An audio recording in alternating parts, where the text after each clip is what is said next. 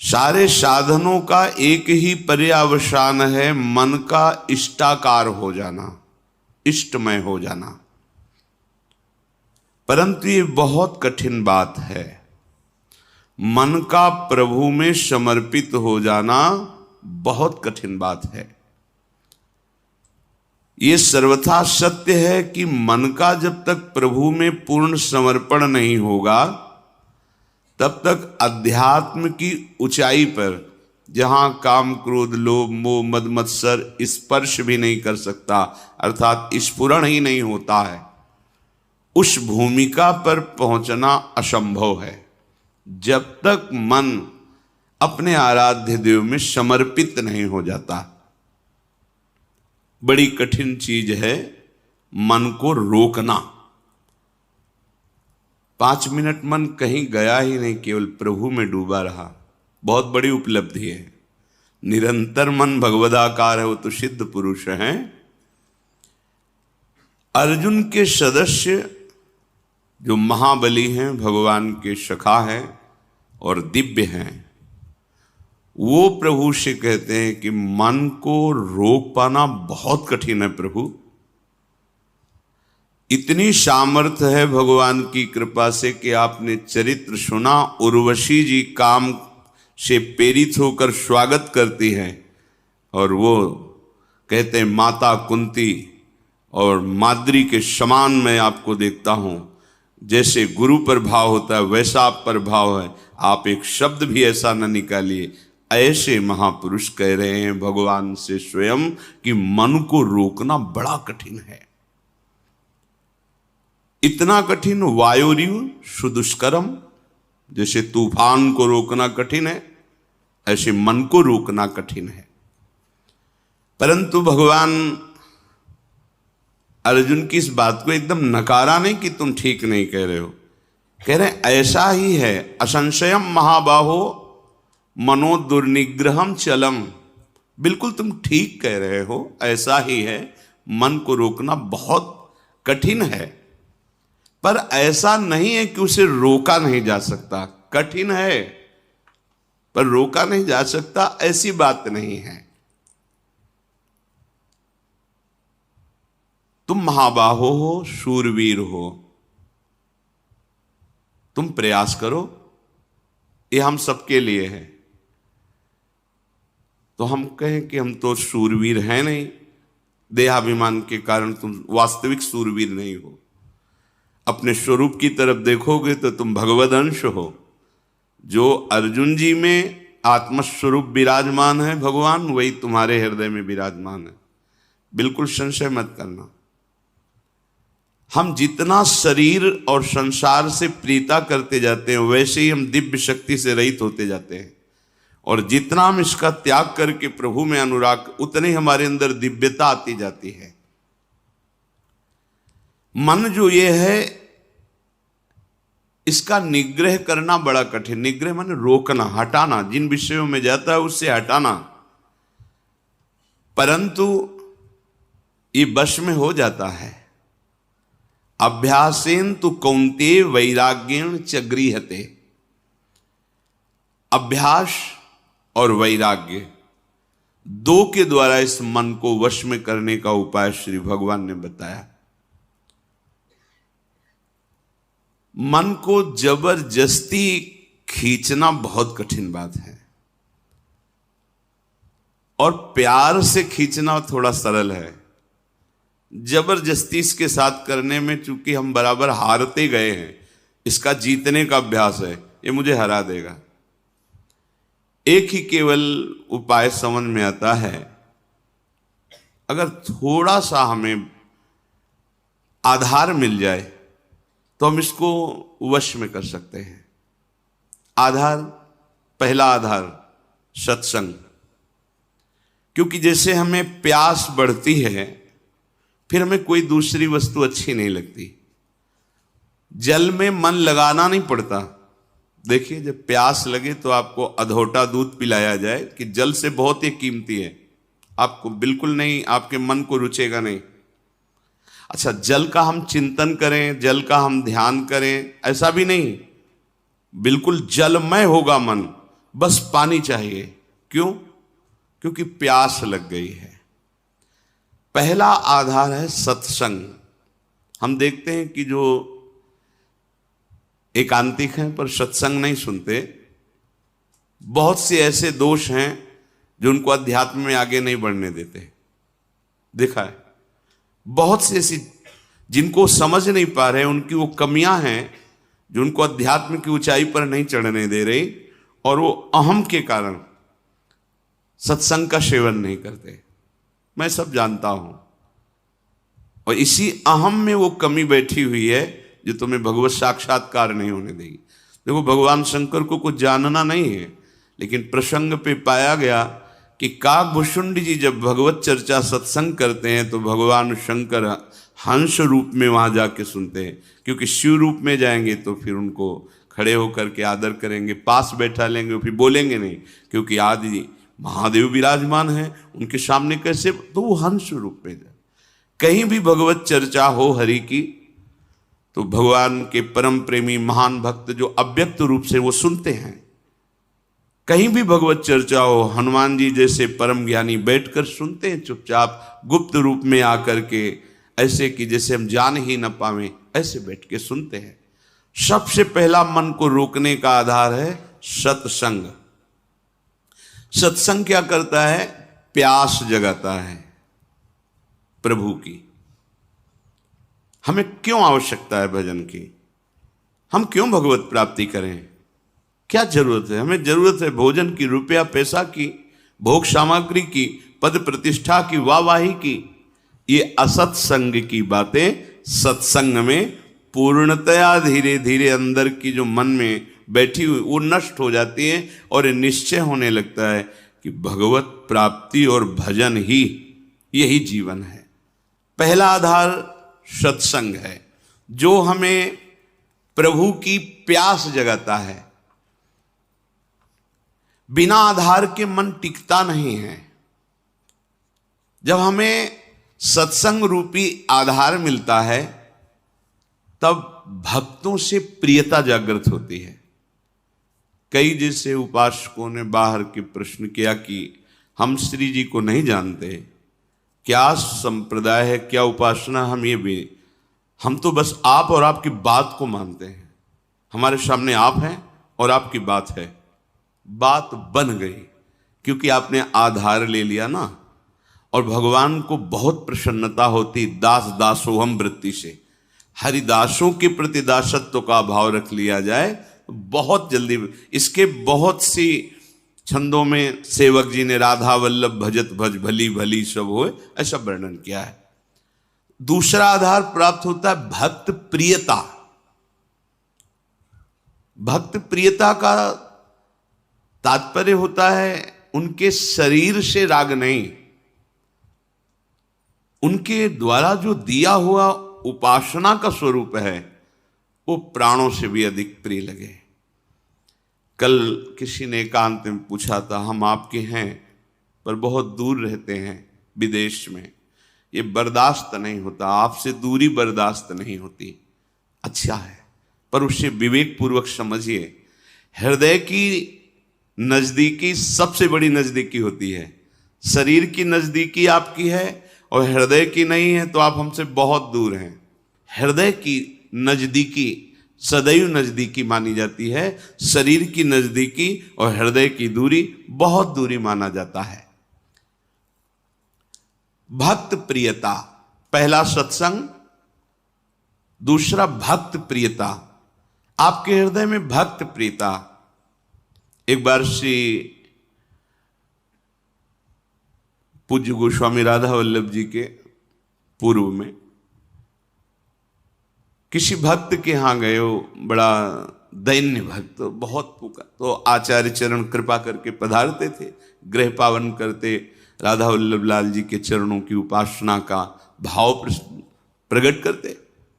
उन्होंने कुछ ऐसे नाम मात्र की भेंट दी, चरणों में रोए। तो एक शिष्य थे जो बहुत धनी मानी थे, तो उन्होंने एकांत में 1 लाख स्वर्ण मुद्राएं रखी और कहा, महाराज जी मुझे अच्छा नहीं लगता कि आप ऐसे ऐसों के घर में जाएं, ये मुद्राएं रखिए, जब जितना आदेश करेंगे भेजते रहेंगे। ये हमारे गुरुदेव वैसे नहीं, उनका तो तुम समझते हो हम धन लेने के लिए इनके घर आए। उठाओ, आज के बाद कभी सामने मत आना, हम भाव ग्रहण करने आते हैं। धन उठाओ, हमारे पास राधा वल्लभ लाल रूपी धन, हटाओ इसको, कभी सामने मत आना हमारे। क्या उन्होंने गलत कहा था? वो धनी थे, उनको था कि शायद ऐसा नहीं, गलत सोच अंदर की है। गुरुदेव आपकी वस्तु है, आप कृपा करके स्वीकार कीजिए। ये तो चलता है, लेकिन आप उसके यहां नहीं जाइए। और ये तो दासता हो गई ना, तुम स्वामी हो गए ना आज्ञा करने वाले धन के बल से। ये अभिमान झलका ना, निकलो यहां से, तुरंत निकलो। बड़ा सूक्ष्म है भगवत मार्ग।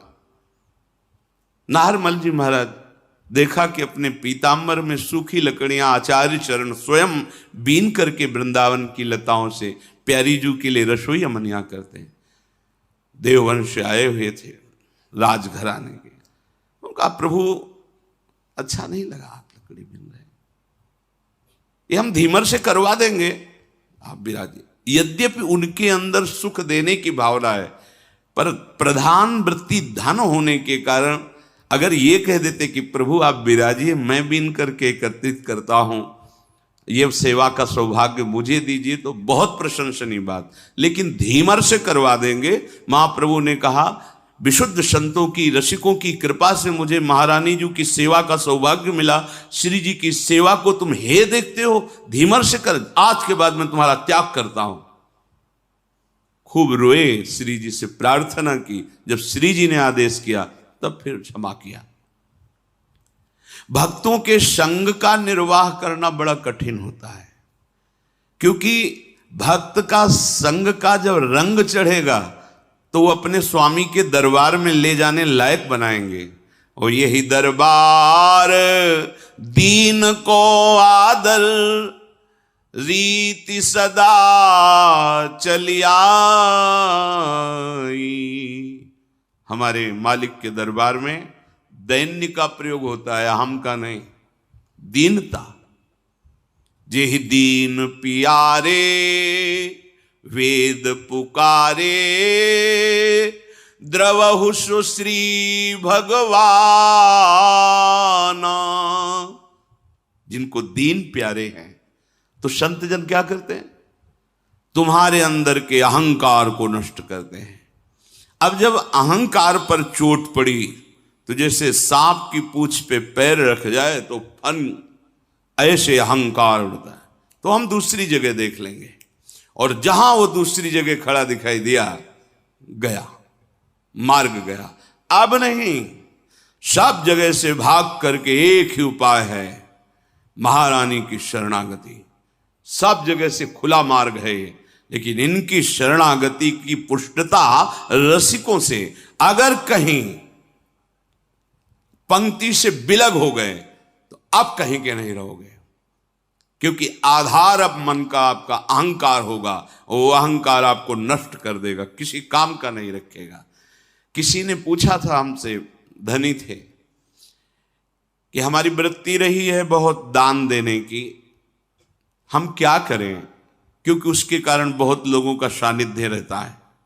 बोला उसको उठा के यमुना जी में फेंक दो, जितने से तुम्हारी नमक रोटी चले उतना रख लो, देने लायक तुम मत रहो, क्योंकि ये देने की तुम्हारी अहंकार वृत्ति सतमार्ग से तुम्हें विचलित कर देगी, भगवत मार्ग से विचलित कर देगी।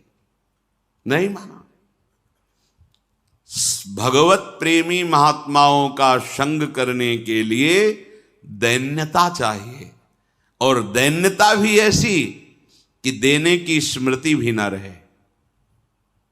देने की स्मृति भी न रहे, मैंने कुछ दिया है, और एहसान माने कि मेरी मानी हुई मान्यता को इन्होंने स्वीकार कर लिया। अहो भाग्य, जिसे मैं ढो रहा था उसको इन्होंने मिटा दिया। जब भक्त संग होता है, इसके बाद उसको प्रेम का आधार मिलता है। क्या? नाम में प्रीति, रूप में प्रीति, लीला में प्रीति, प्रभु की सेवा में प्रीति।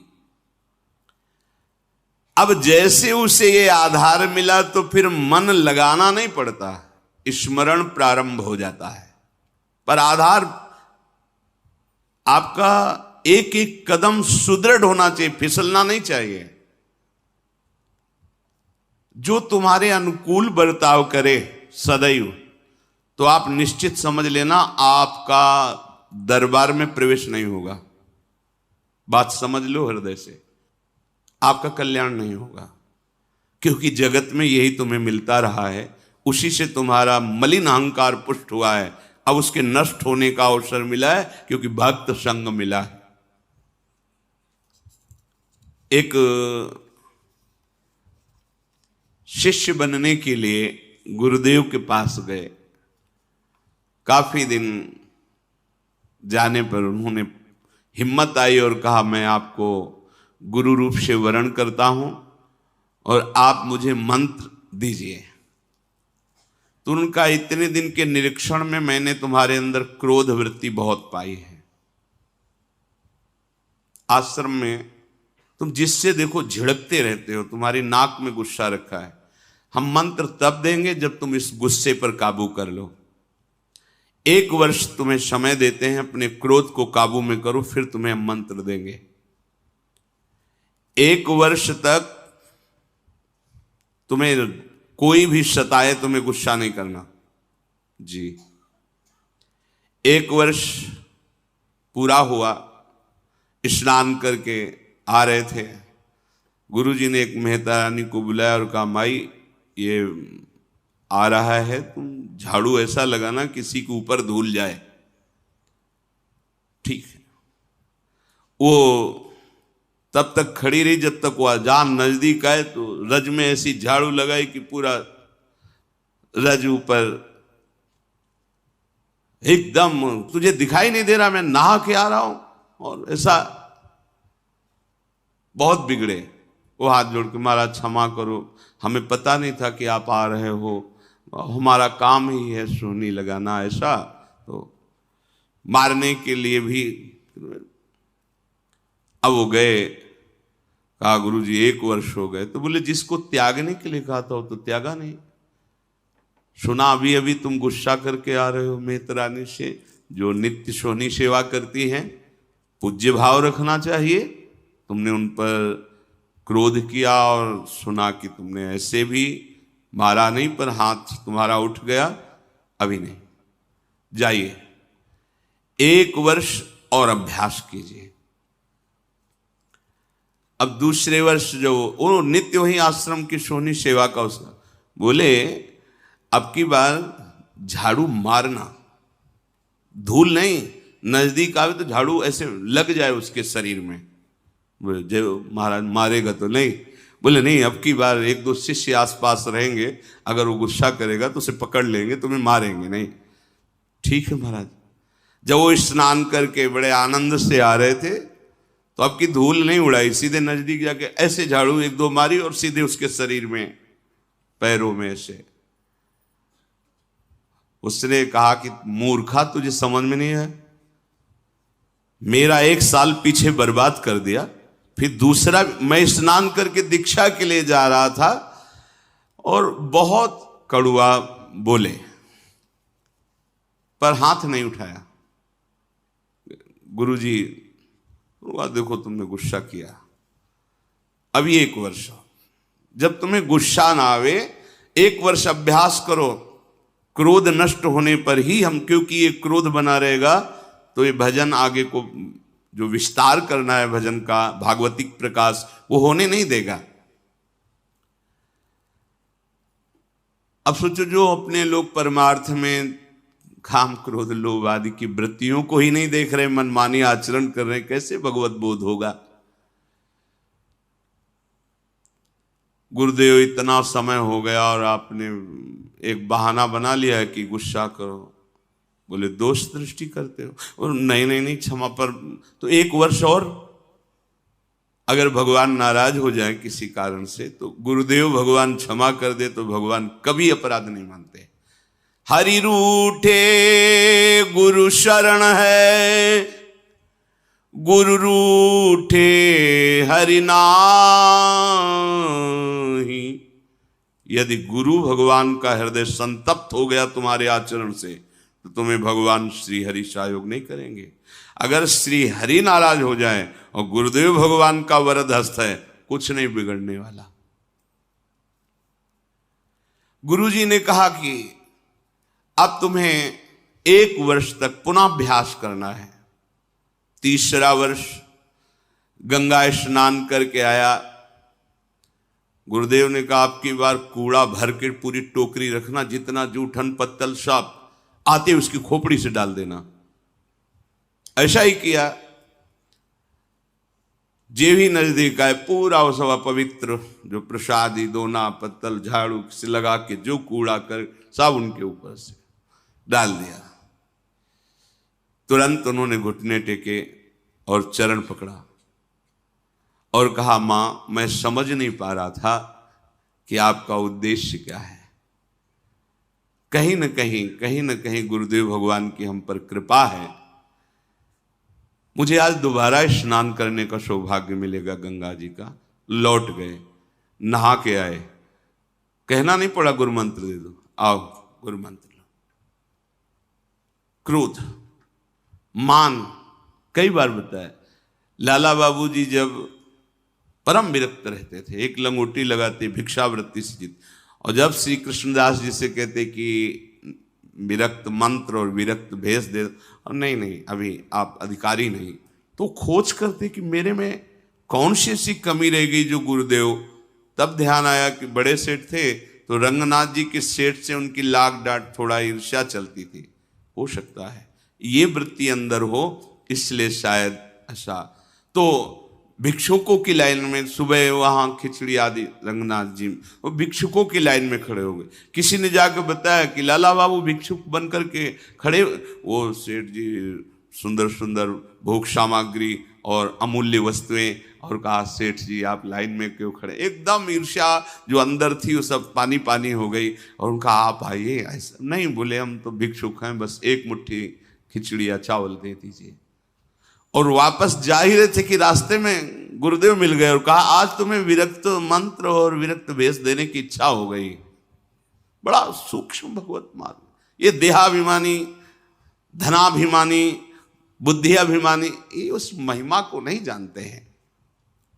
तो जब हमको किसी भक्त का संग मिले तो समझना कि मन का आधार मिल गया है। हमने प्रभु को नहीं देखा, लेकिन प्रभु स्वरूप गुरुदेव को देख रहे हैं। हम प्रभु से तो बात नहीं की, पर अपने गुरुदेव से बात कर रहे हैं।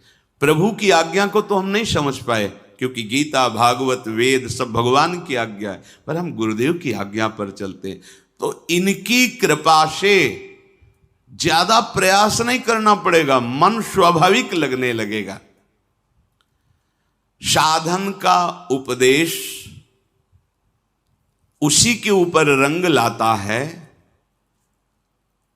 जो उनकी आज्ञा के अनुसार चलते। सुनते तो सब हैं, ध्यान रखना, रंग उसी के ऊपर। एक एक शब्द बहुत कीमती होता है। जब संत महात्मा बोलते तुम उसे ऐसा मत समझना कि इनका नशा है बोलना, एक एक शब्द बस पकड़ लो, ये परमार्थ है। एक एक शब्द पर ध्यान दो। अगर तुम उसे उपहास में ले लोगे तो कहते ही रहते, तो माया घसीट के वहां खड़ा कर देगी। अब ना पीछे के रह गए, जो मंत्र जपते थे वो नहीं चलेगा, क्योंकि तुमने दूसरा मंत्र ले लिया, और जहां मंत्र लिया वहां अपराध बन गया, अवज्ञा बन गया। अब ये भी नहीं चलेगा। वो होगा क्या? विषय चिंतन और लोक रिझावा, खत्म, परमार्थ खत्म। अध्यात्म यहां प्रकाशित होता है। गुरु आज्ञा से चलो, आपको मार्ग अंदर दिखाई देगा, शुद्ध दिव्य मार्ग, ये मार्ग चल रहे हैं। यदि आज्ञा का पालन नहीं किया तो एक शब्द याद रखो, तुम्हारा स्खलन हो जाएगा। स्खलन होता है गिर जाना, तुम पतित हो जाओगे, गिर जाओगे। ये मार्ग ध्रुवदास जी ने लिखा है कि यद्यपि घरनी अति बुरी, पति नहीं छाणत ताय, देखत ही पर पुरुषम तजत ही वाय। पत्नी बहुत कड़वे स्वभाव की है, बड़ा रुद्र रूप रखती है, अनुकूल व्यवहार नहीं करती है, पर वो किसी और पुरुष की तरफ आंख उठा के नहीं देखती, कभी पति उससे त्याग नहीं सकता। लेकिन बहुत मधुर व्यवहार करती है, बहुत मृदु मीठा बोलती है, सामने आने पर बड़ा सम्मान करती है, लेकिन पीछे आचरण उसके पर पुरुष से जिस दिन उसको पता चलेगा उसी दिन उसके हृदय से बात खत्म हो जाएगी कि ये मेरी बात। बस ऐसे ही हमारे गोपाल जी की, हमारे प्रभु की रीति है। मन वचन कर्म से प्रभु के अनन्य होकर एक भरोसो, एक बल, एक आश विश्व। अगर कहीं दिखाई दे गया कि दूसरे का आश, बस भी बहुत लंबी यात्रा है, आप मंजिल नहीं प्राप्त कर सकते। तो एक शब्द याद रखिए कि आज्ञा पालन न करना अर्थात अपने मार्ग से स्खलित हो जाना है। भक्ति साधन को मामूली साधन मत समझो। जो महाप्रेम प्रकट करके भगवान को अधीन कर दे, उसके लिए सिर्फ तुम्हारी अनन्यता की परीक्षा होगी। ध्यान रखना, सिर्फ अनन्यता की। आप अनन्य। हितोत्सव की बधाई में शब्द श्री जी ने निकाला था अंदर से कि निकुंज में बधाई बट रही तो निकुंज है, यहां भी एक बधाई सुन लो। यदि इनके सिवा तुम्हारे हृदय में अन्य आश्रय नहीं हुआ तो बधाई पक्की आखिरी जन्म। तो आपको लगता है हवा में बोल गए। एक दिन टटिया स्थान के एक महापुरुष बहुत प्रसन्न थे। उन्होंने कहा आज जो आ जाएगा, जो मांगेगा वो दे देंगे। संतों की मौज होती। बिहारी जी की ऐसी लीला एक भी व्यक्ति नहीं गया उस दिन, एक भी। और आराम से बैठे तो सबसे कह दिया आज जो मांगेगा कोई, बिहारी जी मांगेगा बिहारी जी दे देंगे, प्रीति जो चाहेगा वो दे देंगे। गया ही नहीं। चिल्लाते जाओ तुम्हारा आखिरी जन्म। बोले हम ऐसे आचरण करेंगे कि तुम्हारी एक भी बात सत्य नहीं होने देंगे। अब फिर क्या है? अनन्यता होए अनन्य एक व्रत गाओ, बस इतनी केवल मांग है। गीता जी में देख ले भगवान ने बहुत बार अनन्यता के लिए कहा। साधन में योग्य सद्गुरुदेव ही परमार्थ हैं। योग्य शब्द इसलिए यहां इन महापुरुषों की वाणी है इसलिए लगाया कि पहले गुरु संग करना, पहला ही आधार बताया गया सत्संग, कि संग से ये देखना है कि ये जो मुझे स्वीकार कर रहे हैं मेरे धन के लिए, मेरे किसी पावर के लिए या किसी स्वार्थ के लिए तो नहीं है। अगर है तो नहीं बनाना चाहिए गुरु। जज स्वामी जब नारायण स्वामी के नाम से जो प्रसिद्ध हुए, जब उनको जज भाव से वैराग्य हुआ भगवत प्राप्ति के लिए, तो हरिद्वार गए, ऋषिकेश। वहां सब संतों के समीप चरणों में जाते और कहते मेरे पास अरबों की संपत्ति है और मुझे वैराग्य हो गया, बस सन्यास आप दे दीजिए और सारी संपत्ति ले लीजिए। तो बस सीधे उत्तर होता आप गंगा नहा के आ जाइए। वो दोबारा जाते नहीं उस आश्रम में, क्योंकि उनको यह लगता कि मेरी जज पद और मेरी संपत्ति का यहां मान हो रहा है, बात नहीं बनेगी। मैं अमुक हूं, मेरे पास इतना वैभव है और मैं विरक्त होना चाहता हूं, सब आपको देना। आओ आओ आओ, मतलब आदर किसका हो रहा है? नहीं। जहां वो गए उनको तब उन्होंने विचार किया कि गुरु के बिना भगवत मार्ग नहीं, भगवत मार्ग के बिना हमारा जीवन नहीं, इसलिए प्राण त्याग देंगे। तो उत्तराखंड तो पर्वतों का, बहुत बड़ी बड़ी खाइयों का, तो विचार किया ऐसी ऊंचाई में चढ़ेंगे और वहां से शरीर को गिरा देंगे और मृत्यु। क्योंकि बिना गुरु के भगवत मार्ग प्रकाशित नहीं होता और गुरु हमें मिल नहीं रहे। जो ही चढ़ाई पर चढ़कर गिरने की सोचा, पीछे से किसी ने पकड़ लिया। ऐसे पीछे मुड़ के देखा, एक